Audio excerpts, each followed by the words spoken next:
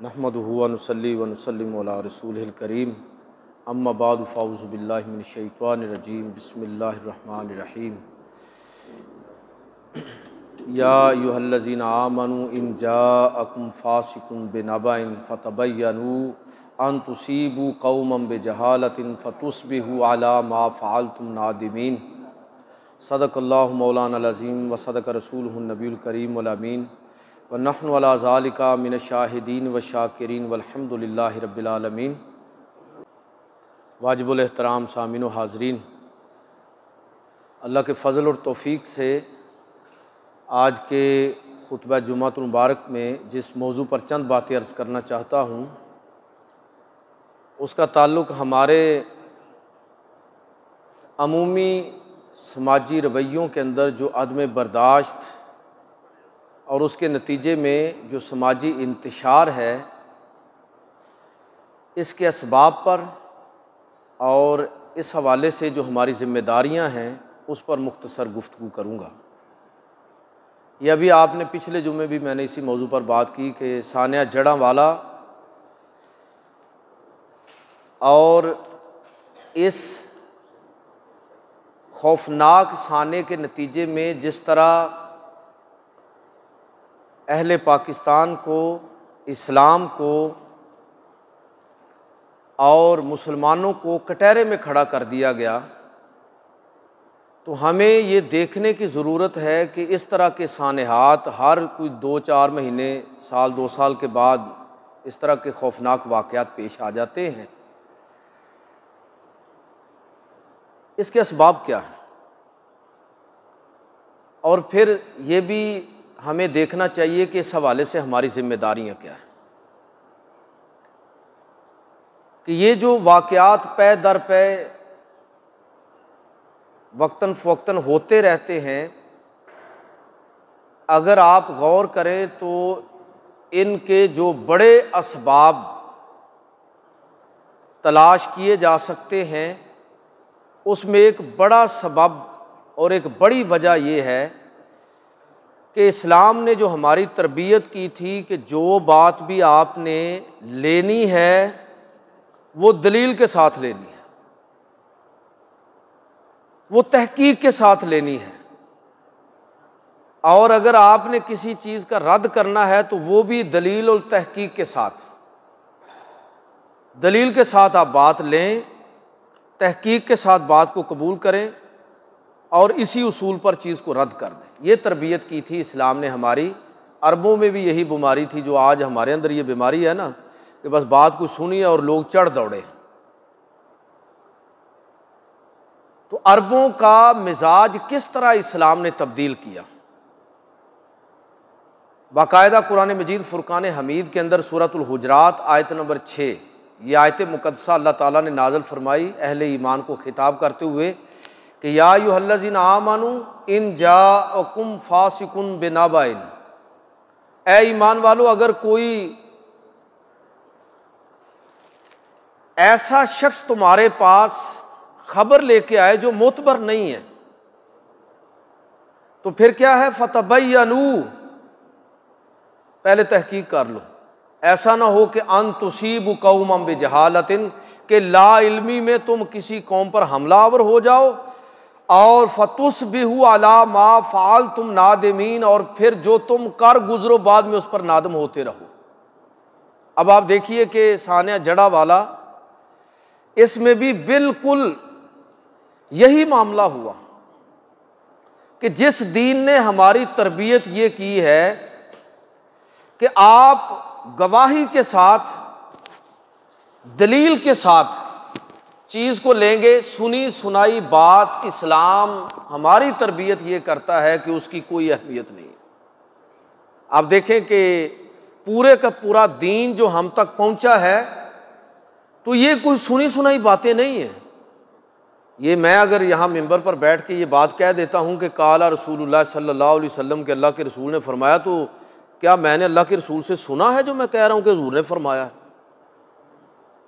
نہیں، میں تو حدیث کا متن بیان کرتا ہوں۔ اگر آپ اس کی پوری تحقیق کریں گے تو آپ کو پتہ چلے گا کہ اس حدیث کو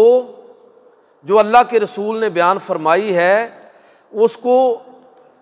جب لکھا گیا تو پوری سند کے ساتھ لکھا گیا کہ اللہ کے نبی سے کس صحابی نے سنا، اس صحابی سے کس تابعی نے، تبع تابعی نے، اور آخر تک محدثین تک وہ حدیث کس طرح ان تک پہنچی ہے۔ یہ پورے کا پورا دین اسی تحقیق کے ساتھ ہم تک پہنچا ہے۔ کوئی چیز ایسی نہیں ہے اس دین کے اندر جو سنی سنائی ہو، ادھر سے سن لی ادھر سنا دی۔ ہر بات کی سند ہے، ہر بات گواہی کے ساتھ تحقیق کے ساتھ ثابت ہے، اور عقل اور دانش کے پیمانوں پر پوری اترنے والی ہے۔ یہ ہے ہمارا دین۔ قرآن بھی ہے، حدیث و سنت بھی ہے، سیرت کی روایات بھی ہیں، اور ہماری تاریخ بھی۔ آپ حیران ہوں گے کہ تاریخ دین نہیں ہے، اس کے باوجود مسلمانوں کا مزاج ایسا بنا کہ وہ تاریخی واقعات کو بھی سند کے ساتھ بیان کرتے ہیں۔ آپ مسلمانوں کی تاریخ پر لکھی ہوئی کتابیں پڑھیں تو آپ کو پتہ چلے گا کہ وہ اس کی بھی باقاعدہ سند بیان کرتے ہیں۔ تو یہ مسلمانوں کا رویہ تو یہ تھا، ایسے نہیں ہے بات سنی اور منہ اٹھا کے بس اس پر رد عمل دے دیا، پہلے تحقیق کرو۔ تو یہ جو رویے سال بہ سال ہوتے ہیں تو اس کی ایک بڑی وجہ یہ ہے کہ بدقسمتی سے مسلمانوں کی جو تربیت قرآن نے کی تھی، جو اسلام نے کی تھی، تحقیق کی، گواہی کی بنیاد پر، تصدیق کی بنیاد پر چیزوں کو قبول کرنا ہے، یہ اس چیز سے دور ہونے کے نتیجے میں آج ہمارا دین بھی سنا سنایا ہے، بس ادھر سے سنا ادھر سنا دیا، کوئی تحقیق نہیں ہے، کوئی جستجو نہیں ہے۔ لوگ ہمیں گمراہ کر دیتے ہیں اس لیے کہ ہم نے کون سی بات میں تحقیق کر لینی ہے، وہ بھی بغیر تحقیق کے بات کر رہے ہیں اور ہم بھی اس کو بس تسلیم کر رہے ہیں۔ اسلام کا رویہ کیا ہے؟ تو پہلی وجہ میں نے سبب یہ عرض کیا کہ یہ جتنی فرقہ واریت اور فتنے برپا ہوتے ہیں، انتشار پر مبنی مختلف واقعات پیش آتے ہیں ہمارے پاکستان کے اندر مسلسل آ رہے ہیں، اس کی ایک بڑی وجہ یہ ہے کہ ہم لوگ تحقیقی رویے سے دور ہو گئے ہیں۔ آپ یقین کریں کہ یہ پریکٹس اپنی زندگی میں اپنا لیں، آپ سے گفتگو کرتے ہوئے لوگ محتاط ہو جائیں گے کہ یار اس کو کوئی ایسی ہوائی بات کی تو آگے سے پوچھ لے گا کہ ریفرنس کیا ہے۔ اکثر میں جمعے میں بھی یہ بات کرتا ہوں کہ یہ رویہ ہمیں اسلام نے سکھایا ہے کہ این جمعے کے موقع پر ایک آدمی کھڑا ہو کے سوال کرتا ہے کہ پہلے یہ بات، اس کا جواب دیں پھر آگے چلیں گے۔ نہ یہاں ممبر اور محراب کے جو وارث ہیں، نہ ان کے اندر حوصلہ ہے سوال سننے کا، اور نہ جو لوگ آتے ہی نہیں ہیں جمعے کے لیے خطبہ سننے کے لیے، لیکن جو تھوڑے بہت لوگ آتے ہیں تو وہ بھی عام طور پر نظر انداز کر دیتے ہیں کہ چھوڑو جی کیا بات کرنی ہے، خوف زدہ ہوتے ہیں کہ کوئی فتویٰ لگ جائے گا اگر سوال پوچھ لیا، تو فتوے سے خوف زدہ ہو کے لوگ سوال ہی نہیں کرتے۔ پوچھ لینا چاہیے، اس کا فائدہ کیا ہوگا؟ آپ کے علماء محتاط ہو جائیں گے، وہ ذمہ دارانہ گفتگو کریں گے، پڑھ کے آئیں گے، تیاری کر کے آئیں گے۔ ایسے نہیں ہے کہ آگے ممبر پر بیٹھ گئے اور جو چاہے بیان کر دیا، ادھر سے سنا ادھر سے سنا آگے سنا دیا، اس کی کوئی بنیاد ہی نہیں ہے۔ بات لمبی ہو جائے گی، کہنا یہ چاہتا ہوں کہ یہ جڑاں والا اور اس نوعیت کے جتنے واقعات ہوئے ہیں آپ ان کی تاریخ پڑھیں، آپ کو پتہ چلے گا کہ اس کا ایک بڑا سبب سنی سنائی باتوں پر عمل درآمد کرنا ہے، تحقیق نہیں کی، چیزوں کو جانچا پرکھا نہیں ہے، بس چڑھ دوڑے ہیں، اور اس طرح کے واقعات جس کے نتیجے میں ہم نے بحیثیت قوم بھی شرمندگی اٹھائی اور اسلام کو بھی شرمندہ کر دیا۔ دوسری وجہ اور دوسرا بڑا سبب وہ یہ ہے کہ ہمارا یہ مزاج ہی نہیں ہے، چونکہ مسلمان پاکستان کے اندر 95% مسلمان ہے، اتنی بڑی اکثریت جو ہے وہ معمولی اقلیت کو کسی کھاتے میں سمجھتی نہیں ہے، اور ہماری مسجدوں کا تو یہ موضوع ہی نہیں ہے کہ اقلیتوں کے بھی کوئی حقوق ہیں۔ حالانکہ آپ دونوں پہلوؤں سے دیکھیں کہ آئین پاکستان نے اقلیتوں کو کیا تحفظ دیا۔ میں کہتا ہوں کہ یہ بات مسجدوں میں ہونی چاہیے، مختلف فورمز پر ہونی چاہیے، یہ سیمینارز اور کانفرنسز کے یہ موضوعات ہونے چاہیے. آپ اس اقلیت کو جو مسلسل اکثریت کے دباؤ کے اندر ہے اس کی عزت نفس کو بحال کریں، ان کی تھوڑی خدمات کو زیادہ تسلیم کریں. ویسے تھوڑی بھی نہیں ہے، آپ ماشاءاللہ اہل علم تشریف فرما ہیں. آپ اندازہ کریں کہ یہ پنجاب کی، جب یہ پنجاب کے بارے میں فیصلہ ہونے جا رہا تھا تو اقلیتوں کے، عیسائی اقلیت کے جو ممبر تھے ان کے ووٹوں نے فیصلہ کن کردار ادا کیا تھا. یعنی فیصلہ ہی اسی پر ہوا تھا. ہمارے جھنڈے کے اندر باقاعدہ سفید رنگ جو ہے یہ اقلیتوں کا، ان کی حیثیت کو، ان کے مقام کو تسلیم کیا گیا. اور قائد اعظم رحمۃ اللہ تعالی علیہ نے دستور ساز اسمبلی سے جو پہلا خطاب فرمایا، جو پہلا اعلان آپ نے فرمایا، قوم سے خطاب کیا، تو اس میں آپ نے کیا کہا تھا کہ تم سب آزاد ہو. یہ پہلا جملہ ہے. آگے کیا ہے؟ تم سب آزاد ہو اپنی مسجدوں میں جانے کے لیے، اپنے مندروں میں جانے کے لیے، اپنے گرجا گھروں میں جانے کے لیے. ہم نے تو اس اعلان کے ساتھ یہ ملک حاصل کیا تھا کہ یہاں پر اقلیتیں ہر اعتبار سے محفوظ ہیں. پچھلے جمعے میں بھی یہی بات میں نے کی تھی کہ ہم نے دنیا کو رول ماڈل دکھانے کے لیے یہ ملک حاصل کیا تھا. آئینی طور پر پاکستان کے آئین کے اندر جو اقلیتوں کے حقوق ہیں اس کا ہمیں لوگوں کو شعور ہونا چاہیے، لیکن پڑھنے کا رواج ہی نہیں ہے.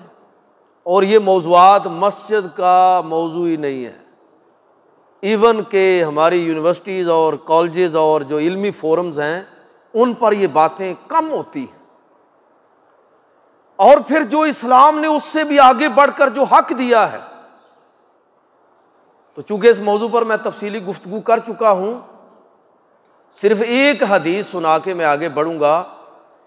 کہ اسلام نے اقلیتوں کو کس درجے حق دیا ہے،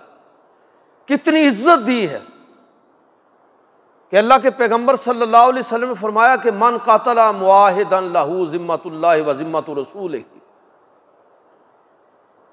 فلا یراح رائحۃ الجنہ. جس شخص نے کسی معاہد کو، یعنی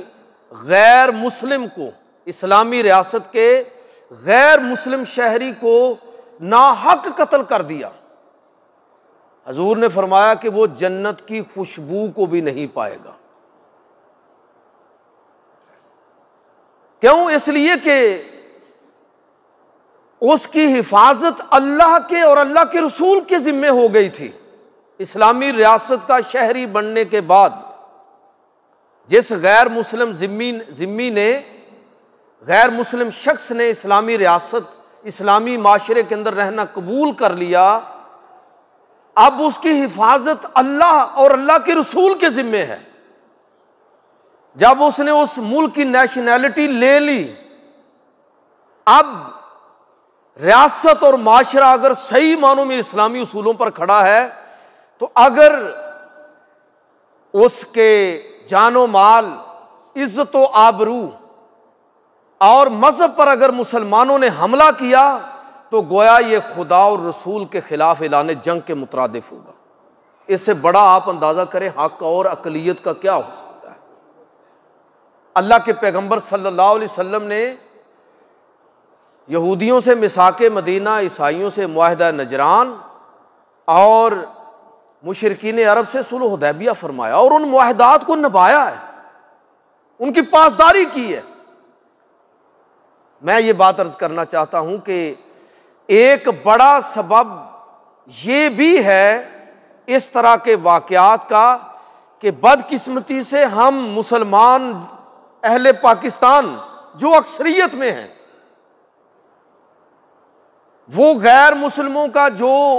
آئین پاکستان کے اندر حق تسلیم کیا گیا وہ اس کا شعور ہی نہیں رکھتے،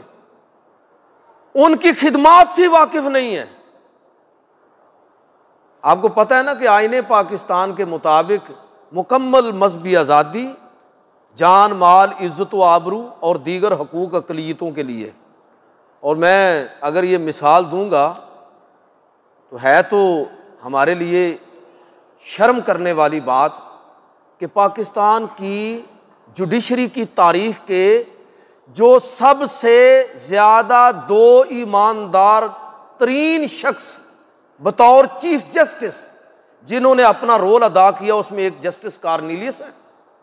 اور دوسرے چیف جسٹس رانا بھگوان داس، جن کو آپ سمجھتے ہیں نا کہ یہ اہل ایمان نہیں تھے، وہ ان ایمان والوں کا جنہوں نے اپنا ایمان بیچا ہوا ہے، ان پر خدا کی مار ہو، ان پر جو روزانہ اپنا ایمان بیچنے والے ہیں، ان کی نسبت تو وہ لوگ زیادہ قیمتی ہوئے اس پاکستان کے لیے، اس معاشرے کے لیے، جنہوں نے اپنا ایمان بیچا نہیں ہے۔ جسٹس کارنیلیس پاکستان کی تاریخ کا ایک روشن ستارہ، پاکستان کا چیف جسٹس، آج بھی جس کے عدل و انصاف کی اور جس کی ایمانداری کی اور جس کے فیصلوں کی مثالیں دی جاتی ہیں۔ جسٹس رانا بھگوان داس ہندو اور وہ عیسائی تھے، تو یہ وہ لوگ ہیں کہ جو بظاہر آپ کو غیر مسلم نظر آتے ہیں، لیکن جتنے حوصلے کے ساتھ اور ایمانداری کے ساتھ اور جرأت کے ساتھ انہوں نے فیصلے کیے، تو یہ خراج تحسین کے مستحق ہیں۔ میں بات یہ کہنا چاہتا ہوں کہ آئین پاکستان کے اندر اور اسلام کے اندر جو حقوق غیر مسلم کو دیے گئے ہیں، یہ جو مختلف واقعات ہو رہے ہیں، ان واقعات کے ظہور پذیر ہونے کی ایک بڑی وجہ یہ ہے کہ نہ تو ہمیں آئین پاکستان کا پتہ ہے اور نہ ہی ہمیں اسلام کا پتہ ہے کہ اسلام نے کیا حق دیا ہے دوسروں غیر مسلموں کو۔ اور چوتھی بڑی وجہ اور سبب جو میں سمجھتا ہوں ہے ذرا تلخ لیکن حقیقت ہے کہ ہمارے علماء، اور جب میں علماء کا لفظ بولتا ہوں تو اس سے مراد مسجد کا مولوی بھی مراد ہے، لیکن اس کے ساتھ ساتھ علماء کی تعریف میں ہماری سوسائٹی کے تمام جتنے انٹلیکچوئلز اور جتنے طبقات ہیں وہ سارے کے سارے اس میں شامل ہیں۔ اساتذہ اس میں شامل ہیں، صحافی اس میں شامل ہیں، آپ کے اینکرز اس میں شامل ہیں، آپ کے ججز اس میں شامل ہیں، وہ سارے کے سارے علماء بدقسمتی سے عمومی میں بات کر رہا ہوں، استثناء تو بہرحال ہر بات میں ہوتا ہے، ریاست کا جو جدید تصور ہے اس سے آگاہ نہیں ہے۔ آج بھی ہمارے ہاں ہے یہ نیگیٹو بات، لیکن مجھے کرنی پڑ رہی ہے کہ 1000 سال پہلے کی جو بحثیں ہماری فقہی کتابوں میں لکھی ہوئی تھی نا، ہمارے دور عروج میں، کہ جب دنیا کو دارالاسلام اور دارالحرب میں تقسیم کر کے ساری بحث کی جاتی تھی، دارالاسلام اور دارالکفر میں تقسیم کر کے ساری بات کی جاتی تھی، تو آج بھی وہ ساری بحثیں اسی طرح کی جا رہی ہیں۔ بھائی زمانہ بدل گیا ہے، اسلام نے بنیادی اصول دے دیے، ریاست کے قیام کے حوالے سے، سیاست کے حوالے سے بنیادی اصول دے دیے، باقی اب یہی اسلام کا اصل میں اسلام کا کمال یہی ہے کہ وہ ہر دور کے اندر سروائیو کرنے کی صلاحیت اور اہلیت رکھتا ہے۔ آپ یہ موضوع آج نہیں ہے، پھر کبھی اس پر بات کروں گا، آپ خلفائے راشدین کا انتخاب کا طریقہ ذرا پڑھ لیں۔ چاروں خلفاء مختلف طریقوں سے الیکٹ ہو کے آئے ہیں، مختلف طریقوں سے۔ اس کا مطلب یہ ہے کہ آنے والے دور میں اگر یہ سلسلہ جاری رہتا تو کوئی اور طریقہ بھی ہو سکتا تھا، تو آج کے دور میں کوئی اور طریقہ کیوں نہیں ہو سکتا؟ اسلام کا بنیادی اصول اور روح اگر وہ موجود ہو، اور وہ کیا ہے؟ مشاورت، تو اس کی کوئی شکل آج کے جدید دور میں اگر اختیار کی جائے گی تو وہ اسلام سے باہر نہیں ہوگی۔ اسی لیے ہمارے علماء نے یہ بڑی دانشمندی سے جمہوریت کو خلافت کے متبادل نظام کے طور پر قبول کیا، تو یہ اجتہاد اچھا ہے، ٹھیک ہے۔ میں بات یہ کرنا چاہتا ہوں کہ آج بدقسمتی سے بہت ساری بحثیں وہ قدیم ریاستی ڈھانچے اور اس حوالے سے ہماری جو فقہی ذخیرہ ہے، تاریخ کا جو ذخیرہ ہمارے پاس ہے، جو بحثیں ادھر ہیں وہ آج بھی اسی انداز میں ہم ان چیزوں کو لے رہے ہیں۔ بھائی زمانہ بدل گیا ہے، آج ریاست کا جو جدید تصور ہے وہ عالمی معاہدات کے ساتھ ہے۔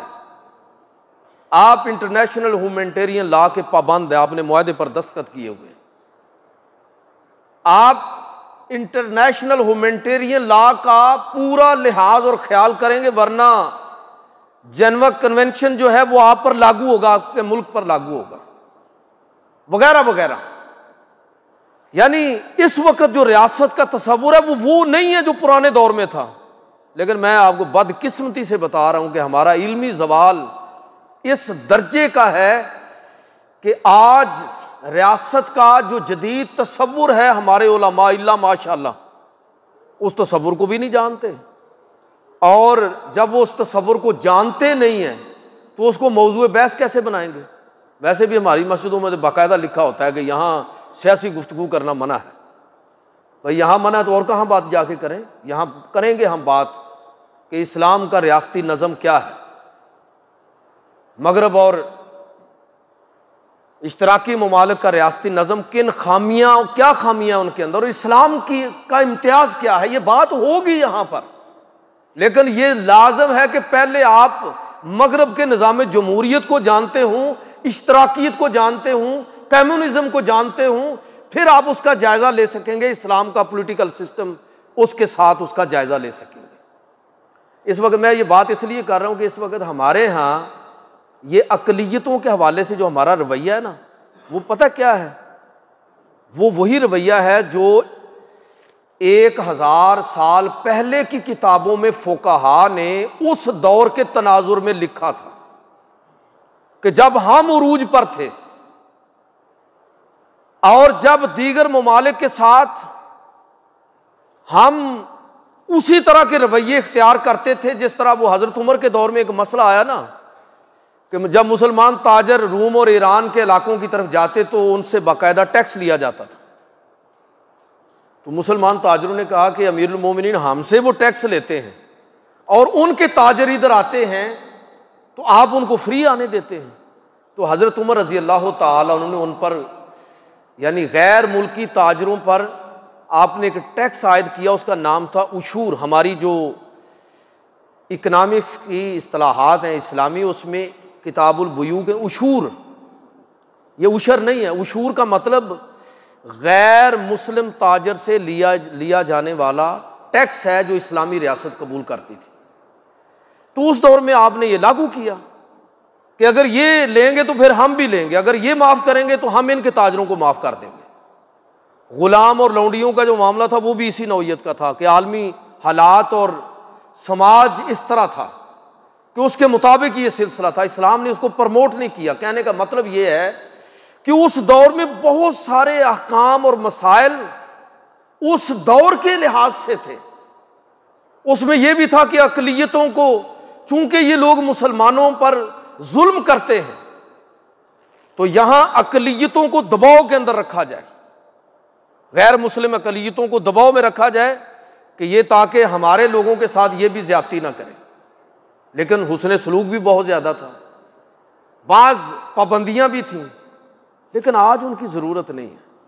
لیکن جو ہم تبلیغ کر رہے ہیں، جو ہمارے ہاں گفتگو کی جاتی ہے، اس میں یہی ہے کہ وہ جس طرح میں بات کر رہا تھا کہ ہندوؤں کی طرح کہ کوئی ملیچ ہے، کوئی دلت ہے، کوئی شودر ہے، ہم نے بھی غیر مسلموں کے ساتھ یہی رویہ اختیار کیا۔ کیوں لوگ ہوں گے مسلمان، کیوں لوگ اسلام کی طرف آئیں گے اگر ہمارا ان کے ساتھ رویہ اسی نوعیت کا ہے؟ تو یہ جو قدیم بحثیں تھیں آج ان کو جدید تناظر میں دوبارہ پڑھنے کی، سمجھنے کی ضرورت ہے۔ آئین پاکستان اور اسلام کے قوانین کی روشنی میں پڑھنے کی ضرورت ہے۔ تو یہ ایک بڑا سبب ہے بدقسمتی سے اس طرح کے واقعات کے بار بار ظہور پذیر ہونے کا۔ میں اگر یہ بات کر رہا ہوں تو آپ اس بات کو عملی طور پر اپنی سوسائٹی میں دیکھ سکتے ہیں، غیر مسلموں کے ساتھ ہمارے رویے کس طرح کے ہیں۔ ہم ان کو ملیچ اور ناپاک سمجھتے ہیں، عملی طور پر یہی ہے۔ اللہ ماشاءاللہ سب کی بات نہیں کر رہا، عمومی طور پر ہم ان کو کم تر سمجھتے ہیں، ہم ان کے حقوق کوئی شعور ہی نہیں اس کا رکھتے کہ آئین پاکستان میں اور اسلام میں ان کے حقوق کیا بیان ہوئے، اور اپنی اس حوالے سے ذمہ داری کو نہیں پہچانتے۔ ایک اور بڑا سبب اس طرح کے واقعات جو اقلیتوں کے حوالے سے ہماری سوسائٹی میں ہو رہے ہیں اور ہوتے رہتے ہیں، اس کا ایک بڑا سبب جو ہے وہ رسالت مآب صلی اللہ علیہ وسلم کی جو رحمت للعالمین ہونے کا جو ایک تصور تھا، وہ تصور دفن کر دیا ہم نے۔ یہ میں بار بار یہ باتیں اس لیے کرتا ہوں کہ یہ باتیں ہی ایسی ہیں کہ بار بار رپیٹ ہوتی رہنی چاہیے، کہ قبضہ کر لیا نا اہل بیت پر اہل تشیع نے، بات ختم ہو گئی، اب باقی جو ہے نا وہ اہل بیت سے کوئی تعلق ہی نہیں رکھتے، اس طرح کا ماحول بنا دیا ہم نے۔ ایسے لگتا ہے کہ توحید جو ہے نا یہ صرف اہل حدیث اسکول آف تھاٹ کے ہاں ہے، بریلوی حضرات نے رسالت پر قبضہ کر لیا ہے، صحابہ کی فرنچائز جو ہے وہ دیوبندی حضرات نے خریدی ہوئی ہے، بانٹ دیا اسلام کو، ہم نے ٹکڑوں کے اندر بانٹ دیا ہے۔ اسلام ان ساری چیزوں کے مجموعے کا نام ہے۔ اب آپ مجھے یہ بتائیے کہ جس قوم کا حال یہ ہو کہ اس نے اسلام کے ٹکڑے ٹکڑے کر دیے ہیں، مسجدیں مسلک کے نام پر کھڑی کر دی ہیں، ان کو کیسے پتا چلے گا کہ پیغمبر صلی اللہ علیہ وسلم کی رسالت، حضور کا رحمت ہونا عالمین کے لیے ہے، وہ رحمت للعالمین ہے، وہ قوم کیسے پہچانے گی کہ وہ صرف ہمارے نبی نہیں ہیں، وہ سب کے نبی ہیں، وہ سب کے لیے رحمت بن کر آئے تھے، سب انسانوں کے لیے رحمت بن کر آئے تھے، بلکہ انسانوں سے بھی بڑھ کر کائنات کے ذرے ذرے کے لیے رحمت بن کر آئے تھے، وہ تو حیوانات کے لیے بھی رحمت تھے۔ ہم نے ان کی رحمت کو محدود کر لیا اپنے اپنے مسل کی تناظر کے اندر۔ اللہ تعالی ہمارے حال پر رحم فرمائے۔ اب آپ سوچئے کہ یہ ایک بڑی وجہ اور سبب ہے کہ جب ہم پیغمبر صلی اللہ علیہ وسلم کی نبوت اور رسالت کا جو گلوبل ویژن ہے اس کو سمجھتے ہی نہیں ہیں، آپ کی رحمت للعالمین کو پوری انسانیت کے لیے جب ہم شمار ہی نہیں کرتے تو اس دین کو کیسے ہم رحمت کے انداز میں سب لوگوں کے لیے پیش کریں گے؟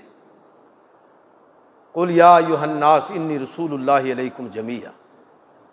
اے پیغمبر صلی اللہ علیہ وسلم ان کو بتا دو اپنے امتیوں کو، انی رسول اللہ علیکم جمیعا، اے لوگوں مجھے تم سب کی طرف، سب انسانوں کی طرف رسول اور نبی بنا کے بھیجا گیا، وما ارسلناک الا رحمۃ للعالمین، سب جہان والوں کے لیے پیغمبر صلی اللہ علیہ وسلم کو رحمت بنا کر بھیجا گیا۔ تو ایک بڑی وجہ اور سبب یہ ہے کہ مسلمان ہی اس بات سے آگاہ نہیں ہے کہ حضور کے رحمت للعالمین ہونے کا مطلب کیا ہے۔ یاد رکھیے کہ جو آدمی اس مطلب کو جانتا ہے وہ مسلمان معاشرے کا فرد اپنے آپ کو نہیں سمجھتا، وہ عالمی معاشرے کا فرد اپنے آپ کو سمجھتا ہے،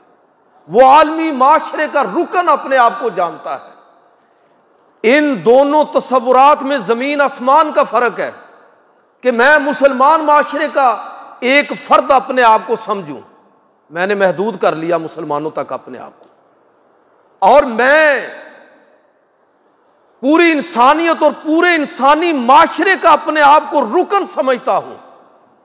یاد رکھیے جب عالمی معاشرے کا رکن اپنے آپ کو سمجھوں گا تو اپنے اللہ کو رب العالمین مانوں گا، اپنے قرآن کو ذکر للعالمین مانوں گا، اپنے پیغمبر کو رحمت للعالمین مانوں گا،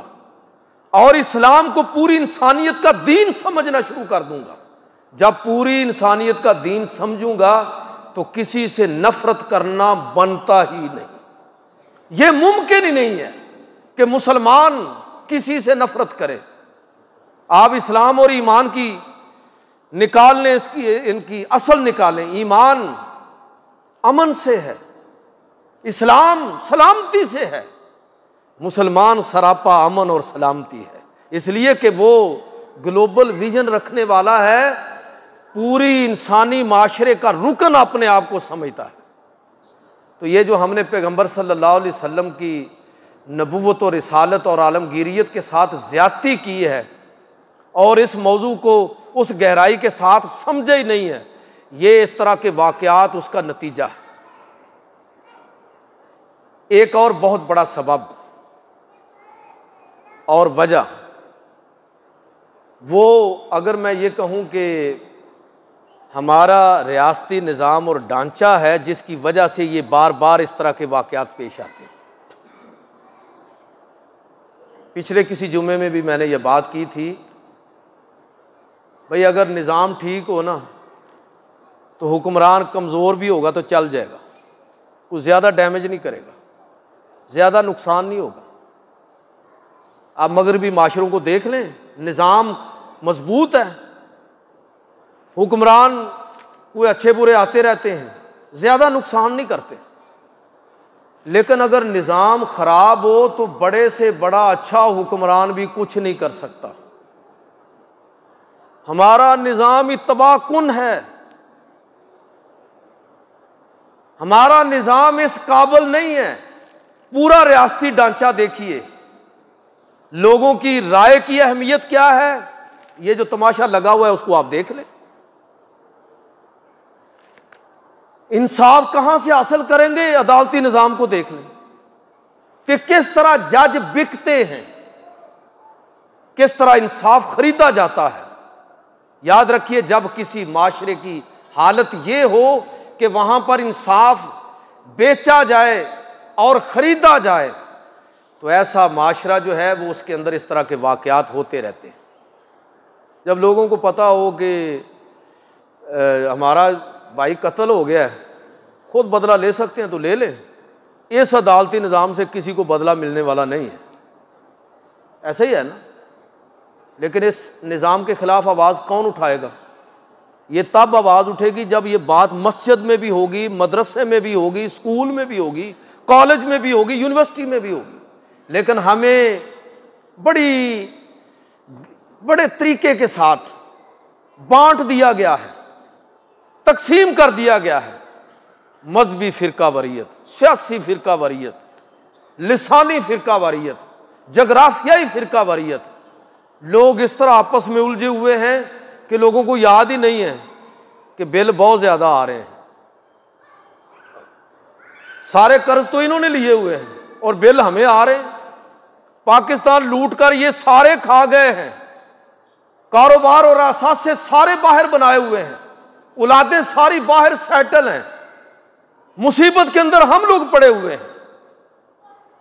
یہاں کاروبار کرنے والے لوگ مصیبت کے اندر ہیں، یہاں مزدوری کرنے والا شخص مصیبت کے اندر پڑا ہوا ہے، یہاں زندگی گزارنے والا شخص اپنے آپ کو عذاب کے اندر محسوس کرتا ہے۔ سارے کام تو انہوں نے کیے ہوئے ہیں۔ یہ شعور نہیں آنے دیں گے کبھی بھی۔ یہ اس طرح کے جو واقعات ہیں نا، اس وجہ سے بھی بار بار پیش آتے ہیں تاکہ لوگوں کی توجہ اصل ایشوز سے ہٹ کر اس طرف چلی جائے۔ ٹائم تھوڑا، میں گفتگو کو سمیٹنا چاہوں گا کہ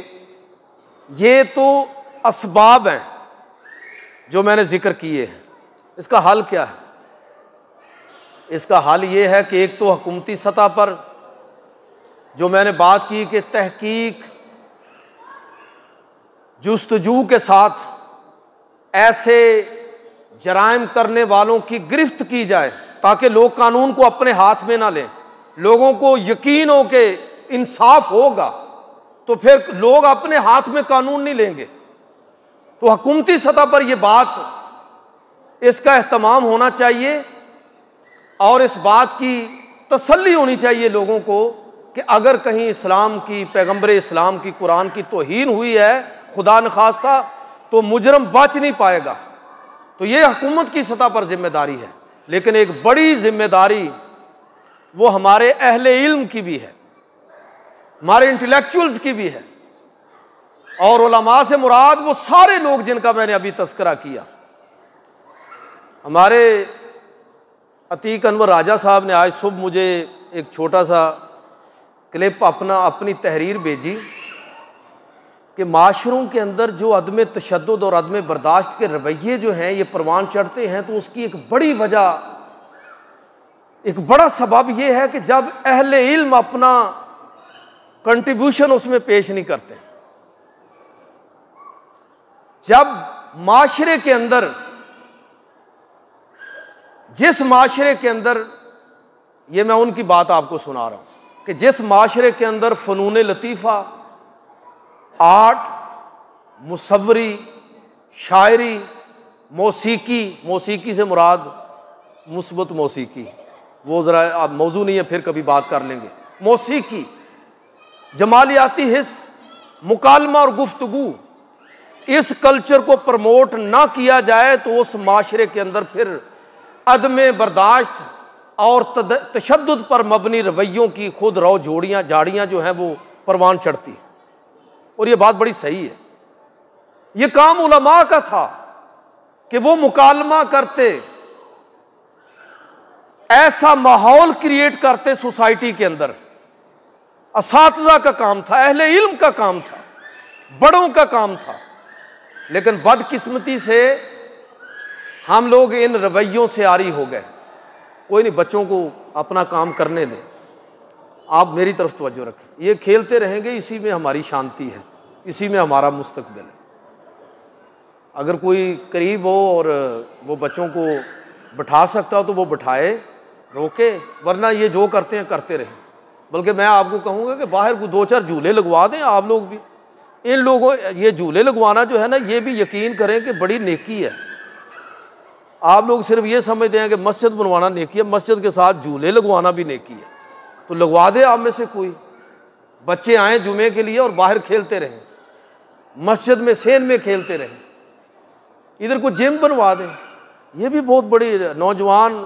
ڈنڈ نکالیں گے اور آپ کو ثواب ہوگا، ہر ڈنڈ کے بدلے 10-10 نیکیاں ملیں گی۔ اور یہ کلچر بھی پروموٹ کرنا چاہیے۔ ہم تو عجیب و غریب ہی اسلام کا تصور ہمارے ذہن میں، واپس آتے ہیں اپنے موضوع کی طرف۔ میں یہ بات کر رہا تھا کہ اس میں علماء کی ذمہ داری ہے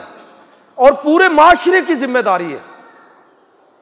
کلکم راعٍ وکلکم مسئول عن رعیتہ، ہر شخص ذمہ دار ہے، کوئی گھر کے اندر، کوئی مسجد کے اندر، کوئی اسکول اور کالج کے اندر، کوئی دفتر کے اندر، کوئی فیکٹری کے اندر، اور ہماری اسٹیبلشمنٹ درجہ بدرجہ مختلف مقامات پر۔ اللہ کے پیغمبر نے فرمایا کہ کلکم راعٍ وکلکم مسئول عن رعیتہ۔ یہ آج ہماری ذمہ داری یہ ہے کہ ہم اپنی نئی نسل کو آگاہ کریں کہ اسلام کیا ہے، صبر اور شکر اور برداشت، استقلال کا مطلب کیا ہے، دوسروں کے لیے اپنے درمیان جگہ پیدا کرنا یہ کیا ہے، یہ ہم اپنی نسلوں کو آگاہ کریں، ہر شخص اس ذمہ داری کو محسوس کرے۔ تو میں اپنی گفتگو کو اس آخری نقطے پر ختم کرنا چاہوں گا کہ یہ جڑاں والا جیسے واقعات جو پیش آئے اس کے اسباب بھی میں نے عرض کر دیے، اور اس میں جو ہماری ذمہ داریاں ہیں وہ بھی آپ کی خدمت میں عرض کی، لیکن سب سے بڑی ذمہ داری جو ہے وہ یہ ہے کہ ہمیں اس تصور کو دوبارہ زندہ کرنا چاہیے کہ حضور کی ختم نبوت کا مطلب کیا ہے۔ اللہ کے نبی صلی اللہ علیہ وسلم کو آخری نبی ماننا، ختم نبوت پر ایمان اور یقین رکھنا، اس کا تقاضا کیا ہے۔ کچھ لوگ حضور پر ایمان لے آئے، صحابہ بن گئے، ان کے بہت سارے رشتہ دار مسلمان نہیں ہوئے،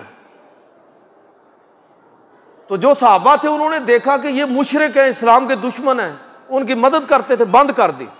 اللہ تعالیٰ نے قرآن مجید کے اندر آیت مقدسہ نازل فرمائی، سورۃ البقرہ آیت نمبر 272، لیس علیک ھداھم، اے پیغمبر صلی اللہ علیہ وسلم ان کو بتا دیں، آپ صحابہ کرام کو بتا دیجئے کہ لوگوں کو ہدایت دینا یہ تمہارے بس میں نہیں ہے، تمہارے ذمے نہیں ہے، ولیکن اللہ یہدی من یشاء، جس کو چاہتا ہے اللہ ہدایت دیتا ہے۔ وما تنفقوا من خیر فلانفسکم، جو بھی تم خرچ کرو گے وہ اپنے لیے خرچ کرو گے۔ ہمارا کسی غیر مسلم، وہ شخص جو اسلام قبول نہیں کرتا، اس کے ساتھ رویہ اس بنیاد پر مختلف نہیں ہونا چاہیے کہ وہ ہمارے دین کو نہیں مانتا، ہم ان کے ساتھ ٹھیک چلیں گے، ہم ان کے سامنے ایسا کردار پیش کریں گے۔ ہماری دعوت اور تبلیغ کا سب سے شاندار طریقہ یہ ہوگا کہ وہ ہمارے کردار کو دیکھ کر اسلام کو دریافت کرنے کی کوشش کریں، اسلام کو پہچاننے کی کوشش کریں کہ ہاں یہ مسلمان ہے۔ یہ بڑا اچھا لگا، میں نے یہ خبر پڑھی، آپ نے بھی پڑھی، کہ ہماری کچھ عزت وہاں کے مقامی لوگوں نے رکھ لی کہ اتوار والے دن کیا ہوا کہ لوگوں نے مسجدیں کھول دیں ادھر جڑاں والا میں، اور کہا کہ آپ کہ چونکہ سارے چرچ جل گئے ہیں تو آپ اپنی عبادت مسجد میں کر لیں۔